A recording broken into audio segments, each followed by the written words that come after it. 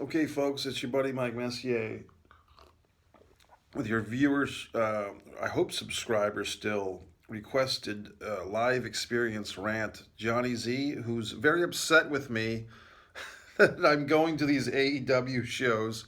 Johnny is very upset. He's an NXT enthusiast. He loves Karrion Kross. He loves Scarlett Johansson or Scarlett Bordeaux. Um, and he's upset that I'm going to these AEW shows. Johnny's pointing out my own hypocrisies in his view that I support the AEW, which has donated $1 million to the Trump campaign, I believe in 2016. I'm not sure if they donated in 2020. Of course, I always point out, I believe it's 60 million or thereabouts that the McMahons donated to the Trump campaign in 2016. So Johnny finds the 1 million equivalent to the 60 million. In principle, Johnny's got a point. I'm not going to deny that. And so on and so forth. So Johnny and Kevin Castle, who's a good guy also, and Johnny's a good guy. They're on social media on Twitter, and they love this NXT stuff, and I guess they're not as big of fans as AEW. I've been going to the live AEW shows, and I'm going to give my report. So I've gone to the last three shows. So we're talking March 3rd and whatever the February dates were. What are my thoughts? First off, I'm not part of the dark tapings and every other Dynamite taping. So basically, they tape one live show as you're watching it. So you're watching it live, and then they kick everybody out of Daly's Place, the regular people, myself included, and then they tape, I'm assuming, another Dynamite show. And then they probably throw in dark in the mix. They're dark matches, so to speak, for the YouTube show. So I'm not seeing that stuff. I kind of hope that I would be. I think that might have been the policy months ago, but some fans went online and posted the results and spoiled it. So now they're kicking people out, so they don't want the internet spoilers. Um, I have a pretty good seat. I have a fairly good seat. I have an aisle seat to myself, which I like. I do. I was here in Jacksonville, Florida, for a good year while these COVID tapings were going on, and I wasn't attending. I figured, hey, I just watch it for free, or going by that Jim Cornette logic, never buy a ticket to a show you're not on.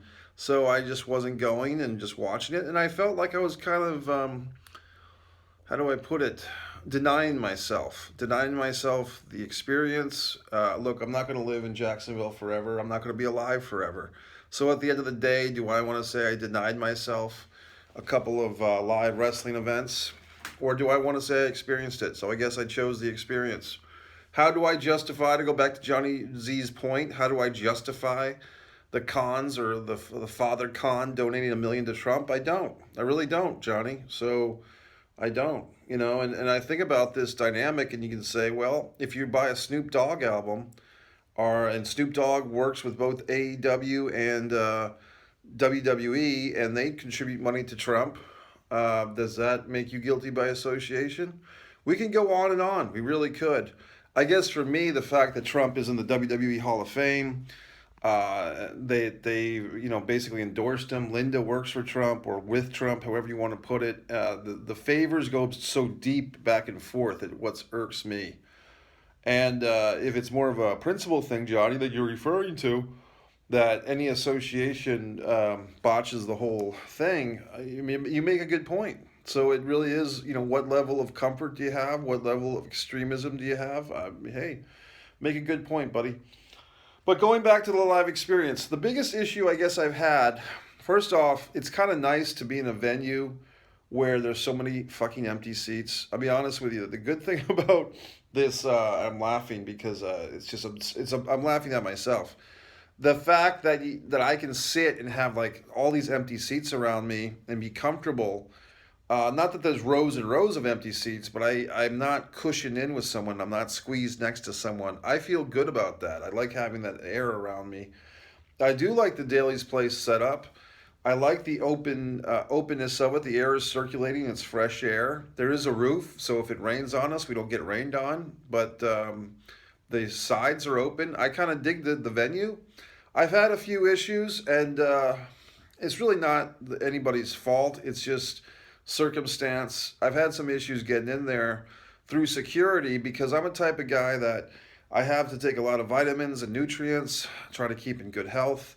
And I like to have these vitamins and nutrients on me because I have a schedule for them, and part of that schedule goes right through the AEW tapings, the fucking 8 to 10 o'clock.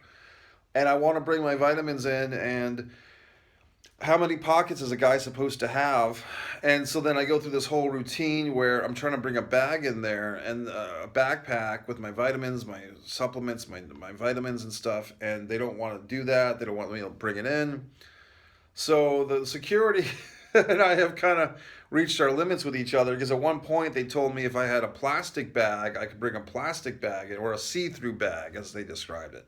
Well, I went to fucking Amazon. I ordered a see-through backpack. I was all proud of myself. I ordered this fucking see-through backpack, and I went to the show last night, the third show, with my see-through backpack, and it was too big. The fucking backpack was too big. So I went through this. They didn't tell me the goddamn size.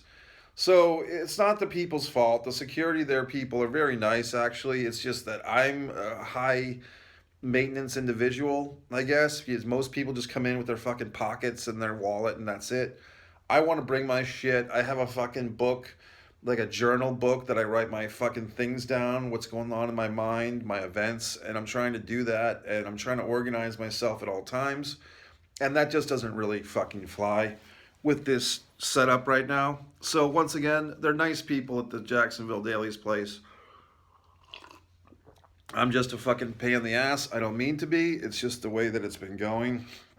I'm fairly satisfied with my view. Last night, there were some guys behind me that were, I don't want to call them marks or whatever, but just casual fans. Like, if you're talking about the actual casual fan, the elusive casual fan, the hardcore wrestling fan so worried about, they were there last night, because there were some fuckheads, like 7 of them behind me, like 2 rows behind me, that wouldn't shut up the whole time. They weren't bad guys, but they were just talking about clear mark, casual mark conversation. Hey, is that the Big Show?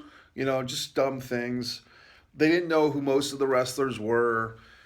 They came to see Shaq. So yeah, you know, and last night was the biggest crowd. I guess I'll do a quick overview of the 3 shows I've been to. The first one, if you look at, yeah, and Johnny had a good laugh in my live event videos. The first one, there was a lot of tension. There was a row of fans that were conflicted, and I've actually heard from that row of fans, and they had their 2 cents.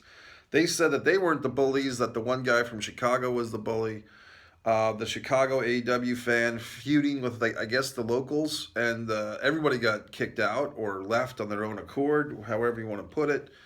The first time was more exciting and intense than the actual wrestling. That was the night of the wedding, the AEW wedding. The main event that night was like Moxley and Ray Phoenix, I think in a 2-man or a 6-man tag, an Australian 4-man tag, if you remember that term. It was a really good match. I missed that fucking battle royal at the beginning of 3 shows ago, 2 shows ago, because I was going through security and getting my balls busted about my bag, and so I missed a whole fucking match. And I totally overdressed. I didn't realize that Daly's place had fucking heaters, so I go in there with a fucking hoodie and a jacket, and I was just it was just a lot of stress and anxiety to get in there. Going to the show, not last night, but 2 weeks ago, it was kind of boring, because those aforementioned hardcore fans were not there, the talking fans, and it was kind of a dead night, to be quite honest. And I think that's the night that Omega and Moxley had their skirmish. And I remember a fan on the outside of Daly's place saying, "Oh my God, they're going to do a barbed wire, exploding barbed wire. This reminds me of my tape trading days." So that was pleasant. The show 2 weeks ago was kind of blasé, to be honest. Last night was probably the best show, and once again, they had some type of match at 7:30 on the dot that I missed. These casual fans pointed out that there is no monitor for the fans in the live event. They have this giant monitor, but they're not showing the goddamn matches that you're watching for whatever the fuck reason. It's just on some graphic, so that's kind of lame. It's pleasant. I mean, if that makes any sense. Like, I don't feel that, besides the security stuff, and I do take responsibility for that, because that's kind of more of my deal. I'm just a high maintenance guy. I want to go in there with my bag full of gimmicks, and I just like having my vitamins, and I like having my fucking journal and all this shit, and it just doesn't work for them. So that's become a running gig. But when I finally got settled in, they are very mask oriented, or the mask thing is definitely, you need to wear a mask at all times.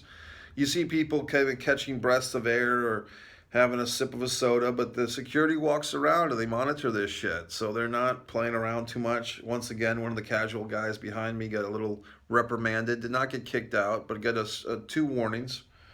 Um, you can wear face gaiters though. They're not very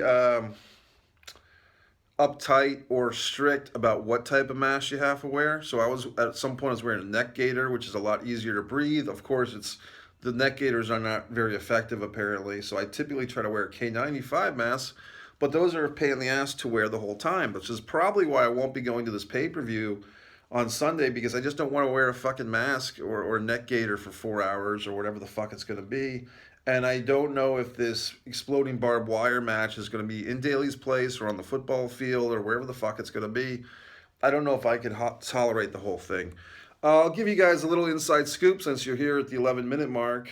Shaq kind of broke kayfabe a little bit. You know, he got put on that fucking stretcher. And look, the magic what if. Did I think for a moment Shaq might be really hurt? Sure. Because he's never taken a bump like that. It was a pretty drastic bump. So you're pretty sure that it's a working ambulance ride, but you're like, is it a slight chance this is real? Well, as soon as the cameras cut off, Shaq was rolled into the ambulance, and right in front of a lot of fans, including myself, Shaq hopped right out of the fucking ambulance and quickly scurried backstage. I even yelled out, "Come on, guys! You know, you could at least put the fucking ambulance into the parking lot." Like, it would have taken him 20 seconds to driven the fucking ambulance into the parking lot. It was 20 feet away. So they could have started the ignition on the ambulance and just drove in it and just had Shaq re-enter some other way. So I was a little disappointed in that, because for me, if for as long as I've been watching wrestling, you know, sometimes the injuries, you still don't know what's real and what's fucking gimmicked. Why couldn't they have done the little extra effort and just fucking rolled the ambulance 20 feet? Just fucking drive an ambulance 20 feet into the parking lot, the door's wide open. They didn't do that, and so the fucking assholes like myself saw it. Saw that Shaq was fine, so. But the rest of the show was good. I mean, what's the experience like? I mean, I'm going there by myself, so that's a little odd, but I'm used to doing things on my own. I can handle it. I'm a big fucking boy, and no one's gonna mess with me. It's great to have to park your car and just have plenty of room around you, not a bunch of assholes all over you, meeting other people in their vehicles. It's great to just feel not like it's a little private show, but it's like you feel like you're in a select little group. The money is not bad. I mean, they advertise these god-awfully low prices on television. Of course, they jammer fuck you with $50 worth of fucking service fees. So what was advertised is like 5 shows for $75, I think. I'm actually paying like $125, or I already paid it. I think it was $128 total. So I got to do the math. It's like, was $128 worth 5 shows? I think so. Sorry, it's not Karrion Kross having a promo with, fucking Britt Baker's boyfriend, whatever, Adam Cole, the vanilla, king of the vanilla midgets. Look, I mean, I get it. The Cruiserweight Horsemen, the Undisputed Era, they've been around forever. And I get why people like NXT. You know what really killed NXT for me, Johnny, and Kevin Castle and anyone else that gives a fuck, is the commentary used to be Mauro Ranallo, or whatever the fuck his name is, Mauro, and he was just so hyper, and just everything was just off the charts with that guy. Oh my God, a headlock! Oh, Mamma Mia, a spinning toe hold! Just over the top selling of bullshit that didn't need to be sold, and he just ruined it for me, to be quite frank, or be quite Mike. So there you have it. I mean, I'm not going to go through every goddamn detail of every goddamn match. You've seen the matches. This is my personal thing. I mean, the 128, just so you know, Johnny, if you give a fuck, that includes the parking. So it's the parking's included. I wouldn't call it free parking. It's part of the 128 fucking bucks. The concessions was a little odd last night. They did have like a concession area open, like a little, kind of like a little fucking convenience store in the middle of Daly's Place, for lack of a better term. But I went to look at these fucking sandwiches. $10 for a sandwich. I was thirsty. I was asking the sandwich seller if he had a fucking bottled water for me. They didn't. They had concession drinks. $8 for a fucking 32-ounce drink, and I just walked away. I'm not gonna spend $18 on a